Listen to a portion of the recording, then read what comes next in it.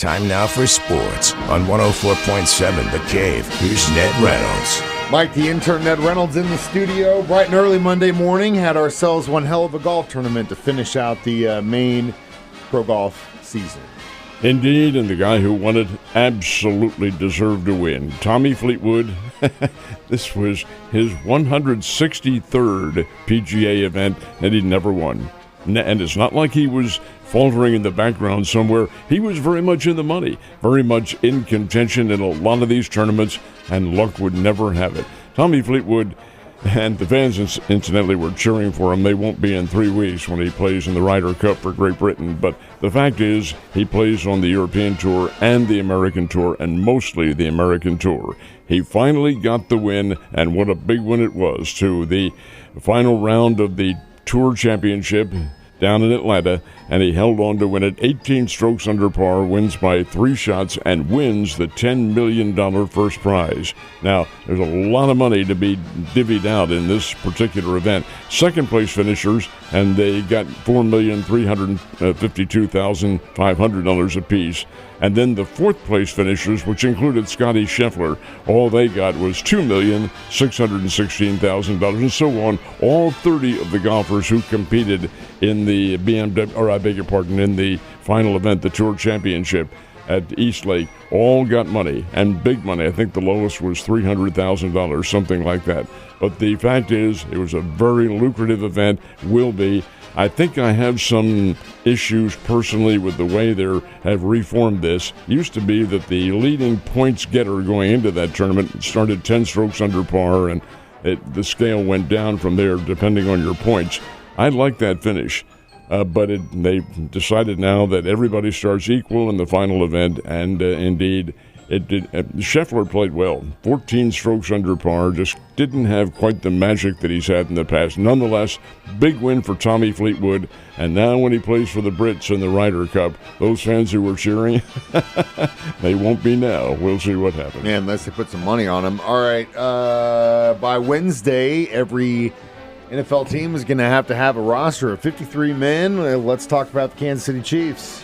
I think they remain pretty much intact. This is a championship team. Now, there may be a few of the isolated rookies who get jettisoned from the team, but, hey, they're pretty good. Kansas City can play. I know they lost on Friday night 29-27, but the fact of the matter remains that it didn't make any difference as far as wins and losses are concerned, and the defensive players who the Bears were able to score against were individuals who probably aren't going to be on the team anyway. So from that point, the Chiefs' offense played very well. Coach Reed said he liked what he saw from the offensive attack, and can you blame him? They're up, 17-0 at one point over the Bears. And while they did go on to win the game, the result of the game is indifferent. It doesn't make any difference at all. Fact is, the Chiefs, I think, remain intact, and I think they'll be all set to go. The cuts take place today and tomorrow. They have to be done by 5 o'clock Central Time tomorrow night, and I'm sure they will be. The fact is that the NFL season is almost here. And I thought offensive line looked pretty damn good. I mean, again, it's the Bears, but at the same time, let's see what happens when we go to Brazil in 2 weeks. All right, World Series for those boys has come to an end, and it looks like Taiwan has got a young crop of players that we might see in the pros here in about 2 decades. This is only their 18th World Championship for Chinese Taipei, which is Taiwan. 18 championships, but they hadn't won in 29 years. It had been a 29-year drought for the kids from Asia, but they came in and won this one, beat the team from Nevada 7-0 for the championship. First championship since, I believe it's 1996, I believe, 29 years. And the Chinese Taipei, and which is what they call the team because most of the players are from around that nation's capital, which is Taipei. But the Taiwanese come in and they can play some baseball, and we're seeing a few of their products in the major leagues right now. But congratulations to them.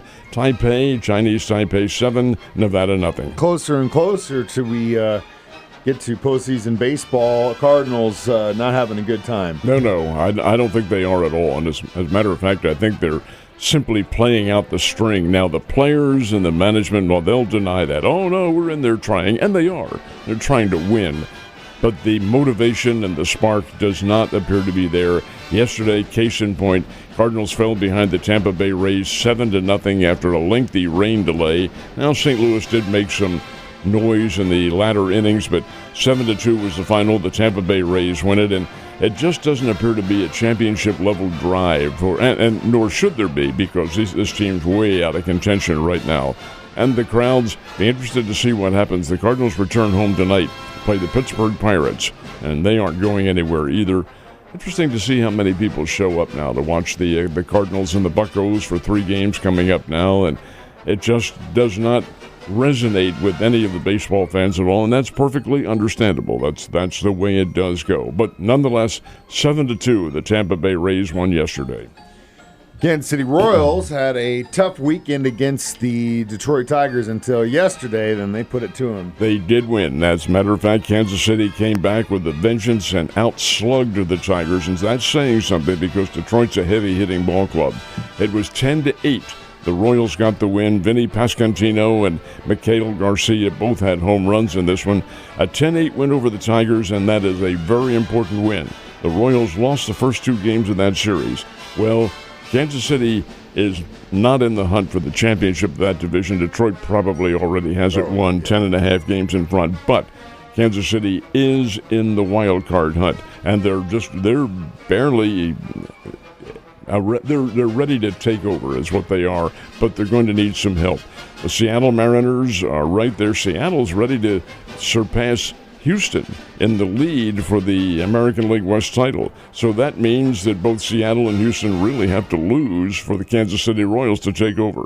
It's a long shot, but the Royals do have the capabilities of coming in and playing well. They're hitting. They can pitch. We've known that all along, and now they just need to have the White Sox coming in tonight up in Kansas City. Certainly a winnable circumstance. Yeah, at least in the next few days, it's in their hands. Hopefully they can handle business.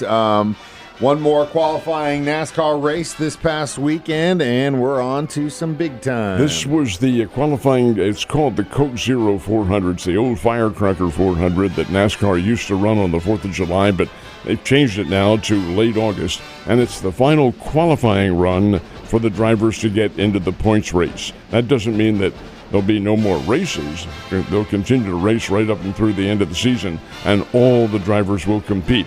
But at the moment, only 16 will have the opportunity to win the points championship. Ryan Blaney took the checkered flag. Boy, he came from 13th place to win the championship with 2 laps remaining. That was some expert driving by Ryan Blaney and his 2nd win of the year.